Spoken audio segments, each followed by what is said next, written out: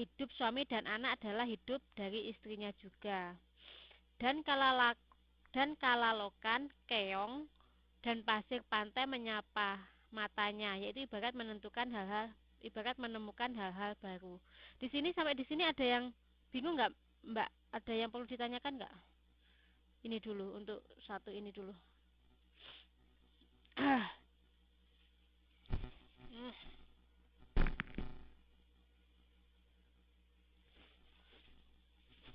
Kalaloka kayak semacam apa ya? Nggak tahu juga saya kalaloka itu apa artinya. Kita searching kalaloka. Um, tapi yang untuk materi yang apa langkah-langkahnya tadi Mbak Turyanti sudah bisa ya? Tuh Mbak Sari katanya. Hmm, ya tanya Mbak Google. Sejenis binatang laut. Jadi lebih apa ya? Memahami puisi itu sebenarnya lebih ke hati, ke hati. Lebih kita lebih memang gitu. Jadi kita lebih apa ya? Mungkin lebih banyak belajar apa ya?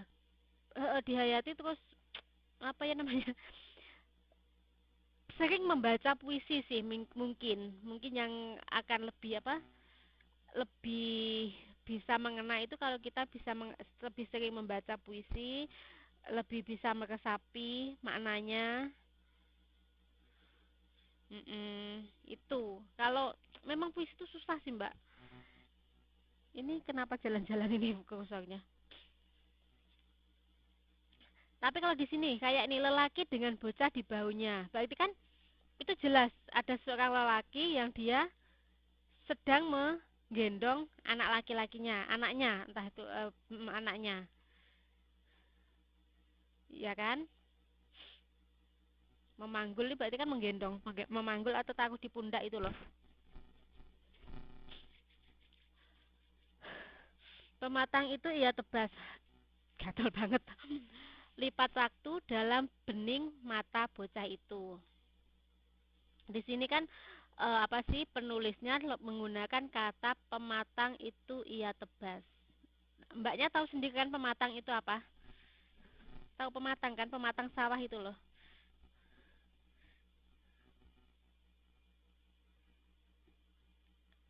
Pematang sawah, pematang atau pembatas. Jadi jalan kecil di tengah sawah. Kalau bahasa Jawanya galengan itu loh Mbak. Galengan kalau bahasa Jawanya. Berarti kalau dia menggunakan istilah pematang itu dia bisa mengartikan hanya sebagai kiasan, tapi juga pematang itu kan galengan toh ya. Apa itu? Jalan. Galengan. Jadi kan dia galengan atau jalan. Dalam arti ini dia juga mengartikan bahwa pematang itu bisa juga diartikan sebagai jalan hidup. Karena dia merupakan jalan di tengah-tengah sawah atau lebih ke situ.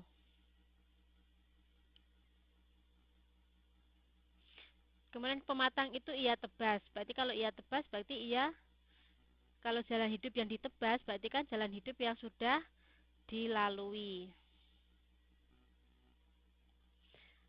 Dari sini paham ya untuk mana ini.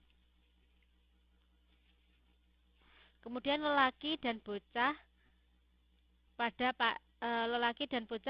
pantai Parak Senja. Berarti dia kan sudah menentukan di sebuah waktu pada masa tertentu. Langkah mereka adalah mata istri teduh menyala. Berarti kan hidup suami dan anaknya itu juga merupakan hidup dari istrinya. Karena langkah mereka adalah mata istri teduh menyala. Dan kalaloka, keong, dan pasir pantai menyapa matanya. Ini.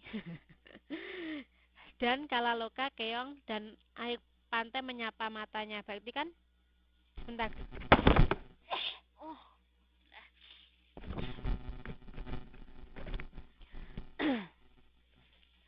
Berarti kan di sini dia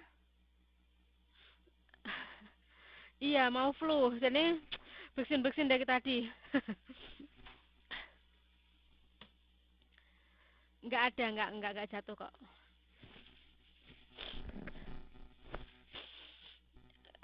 Apa? Dan kalaloka, keong, dan pasir pantai menyapa matanya. Berarti kan dia mengibaratkan sesuatu hal yang baru.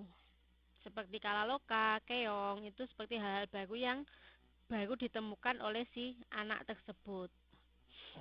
Dari sini paham nggak?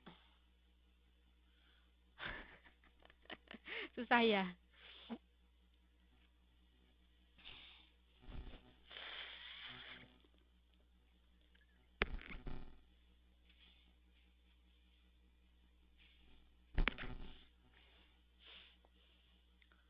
Kemudian kita lanjut yang bocah itu tersenyum. Itu kan nggak usah diartikan ya.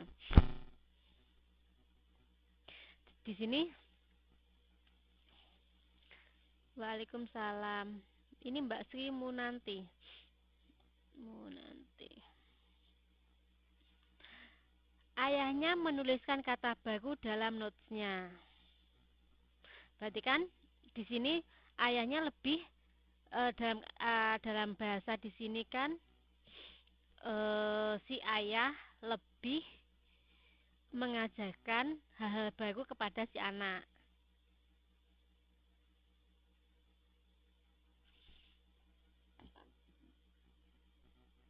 Di sini bingung nggak Mbak? Ayah menuliskan kata baru dalam notesnya. Berarti kan intinya ayahnya itu kan mengajarkan sesuatu hal baru kepada anaknya.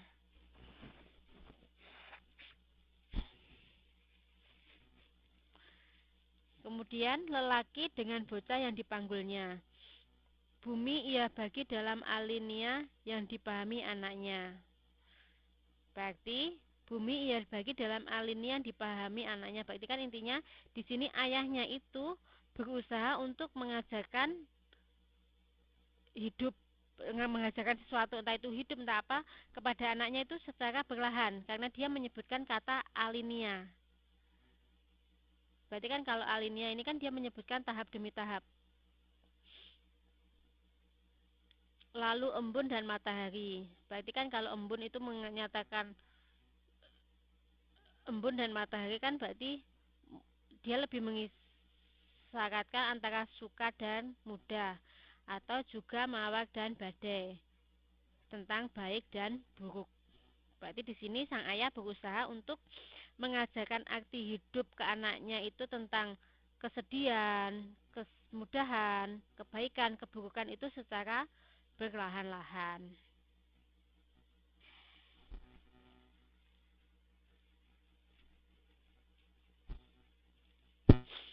Di sini tercatat dalam mata bocah yang dipanggulnya melintas telaga dan samudra.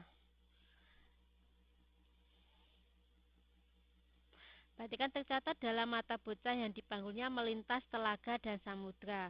Berarti dalam perjalanan hidup itu tadi, si anak itu juga akan mendapatkan, akan melintas, akan menemui telaga dan samudra. Itu dia lebih mengisyaratkan kepada tantangan hidup yang akan dia lalui. Kalau di sini kan dia bilang kalau telaga ini tentang tantangan hidup yang lebih yang kecil, sedangkan samudra yaitu tantangan hidup yang lebih besar.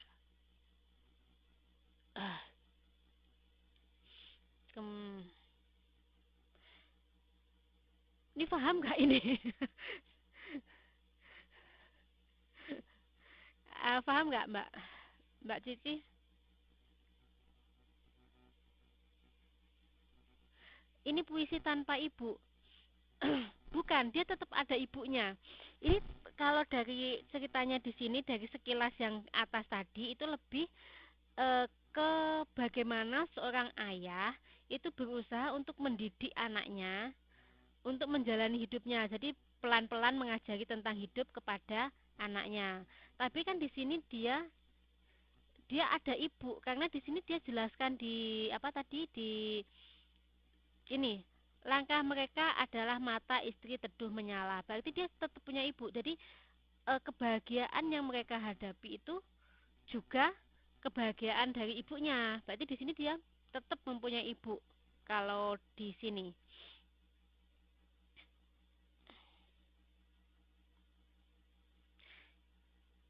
sini berarti kita sampai sini ya. Kalau tadi kan yang disebut melintas telaga dan samudra sudah, berarti melintasi tantangan hidup yang susah atau yang gampang atau yang susah. Kemudian lelaki dan bocah pada bayang ombak berdeburan. Ini dia nggak usah diartikan.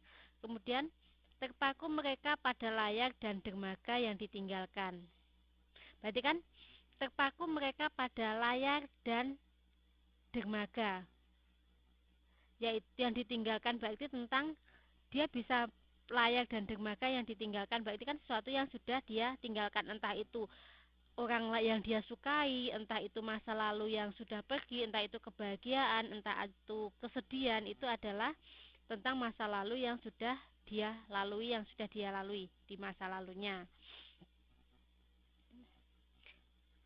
Bercakap mereka dalam bayang pulau di kejauhan, berarti kan mereka sedang membicarakan tentang bayang pulau di kejauhan. Kalau pulau di kejauhan di sini dia lebih kepada masa depan. Kalau di sini dermaga yang ditinggalkan, ini masa lalu. Sedangkan untuk pulau di kejauhan, dia membicarakan masalah masa depannya.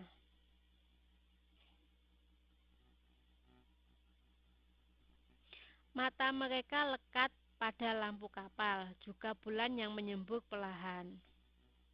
Berarti selama dia mengarungi hidupnya, meninggalkan masa lalunya, kemudian mencari masa depannya, mereka tetap fokus sama petunjuknya, yaitu dengan isyarat pada lampu kapal dan juga bulan yang menyembul perlahan.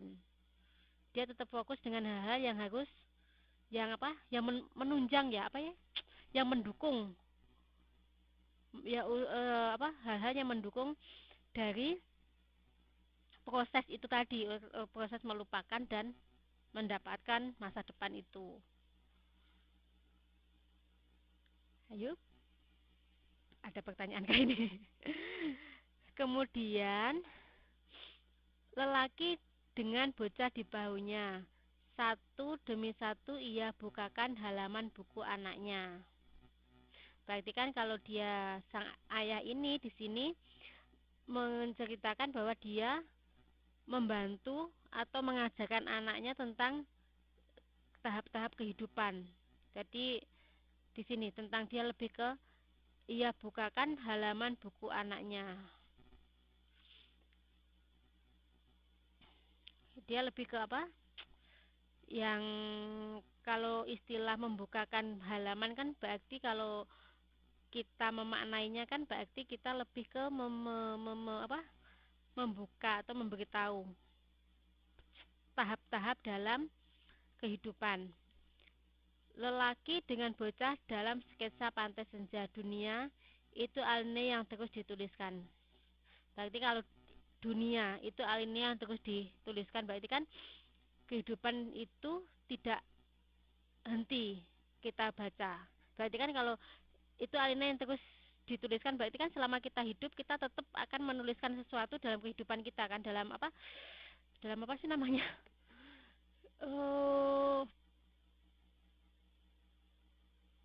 apa sih, hmm, ini kenapa dia lebih ke apa sih mbak namanya, sebentar,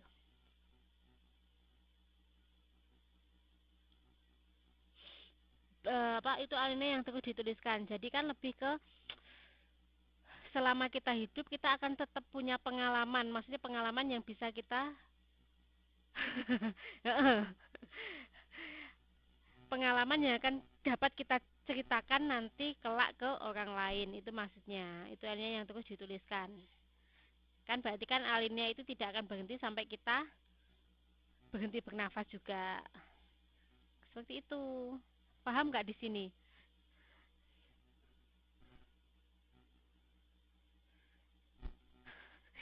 Beneran paham loh ya. Mm-mm.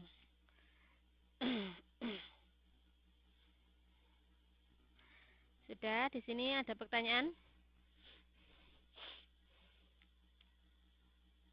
Di sini ada,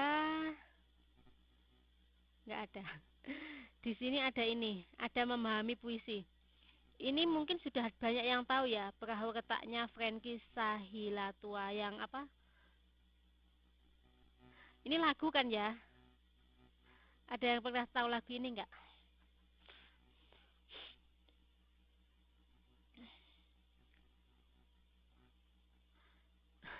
Mbak Dika pasti tahu. Aku sudah lupa.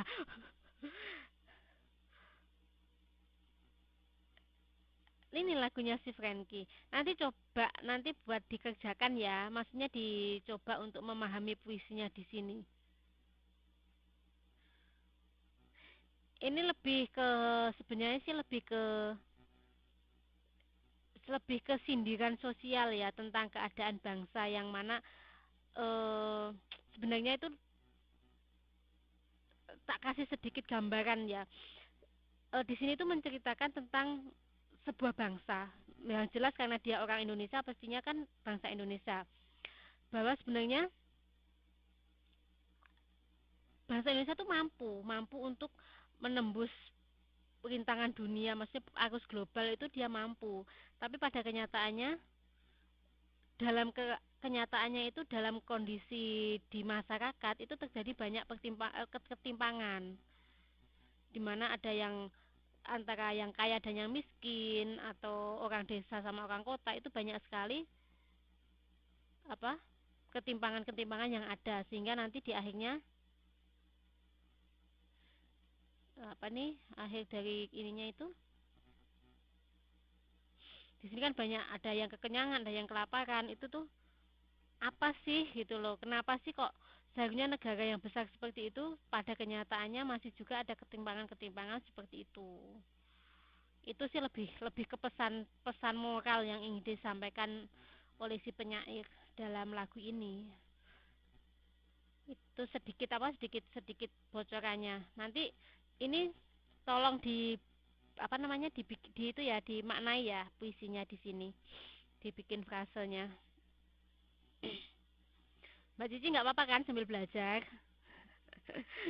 biar lebih bisa memaknai arti sebuah puisi.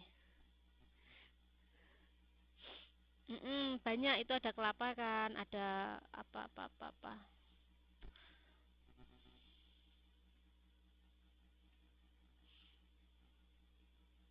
intinya sih ketimpangan sosial sih di sini lebih ke ketimpangan sosial. Ini yang belum azan siapa ya? Ada Mbak Riri, Mbak Sri Munanti ya yang baru datang. Ini namanya benar ya Mbak ya? Sri Munanti. Oke, sudah. Tanggal berapa? Iya, sudah. Mbak Nurvita, Mbak Ririn Dwi sudah. Sudah sampai di sini ada pertanyaan kah? Nanti ini dikumpulkan minggu depan. Ya, yang untuk ini apa? Memahami puisi ini yang apa? Perahu ketaknya Frankie Sahila tua ini.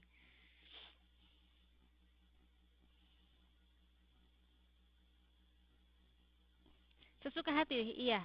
Sesuka hati. Maksudnya untuk memaknai sebuah puisi itu tergantung kita, tergantung bagaimana kita memaknai kita. Memaknai. Tergantung kita menyingkapi.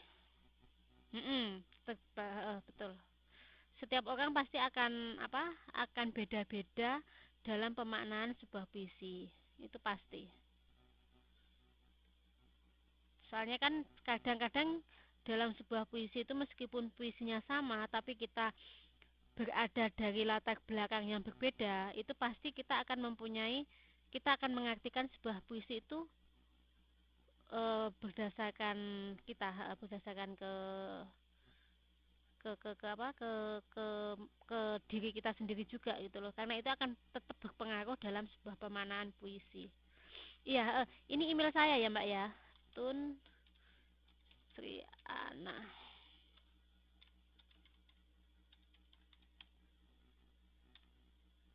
Ini email saya, tun.sriana@gmail.com.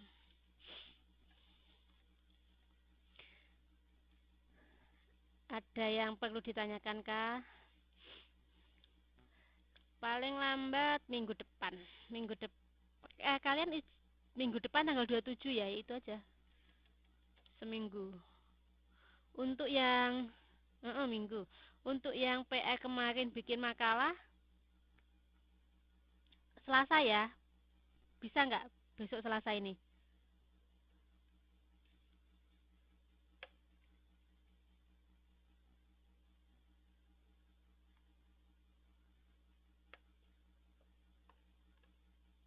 Iya, yang ini perorangan, yang kemarin di kelas itu kelompok. Kelompoknya tetap sama.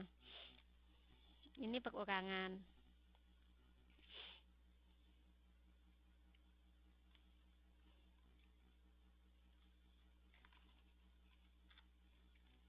Kalau puisi, pemanaan puisi ini pasti nggak ada yang salah, nggak ada yang salah, nggak ada yang benar.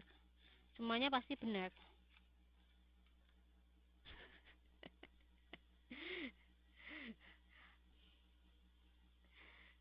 Masih banyak tambah tuh. Yang untuk apa? Untuk tugasnya yang bikin makalah kemarin. Masih banyak nggak?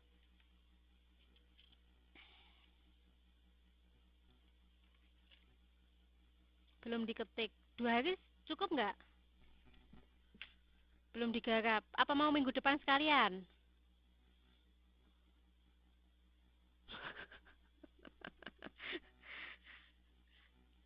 Gimana gimana enaknya wes? Kalau nggak bisa Selasa apa mau minggu depan? Oke, Selasa ya. Oke, Selasa ya. Heeh, sip. Tetap Selasa. Berarti yang PR bikin makalahnya yang kelompok itu Selasa. Selasa malam lah. Kemudian untuk yang puisi ini minggu depan. Minggu ya. Hari Minggu. Minggu depan kan kita masih ada satu TTM. Oke, kalau tidak ada pertanyaan, ada pertanyaan yang lain kah sebelum kelasnya kita akhiri? Nanti mau ada kelas lagi kan ya?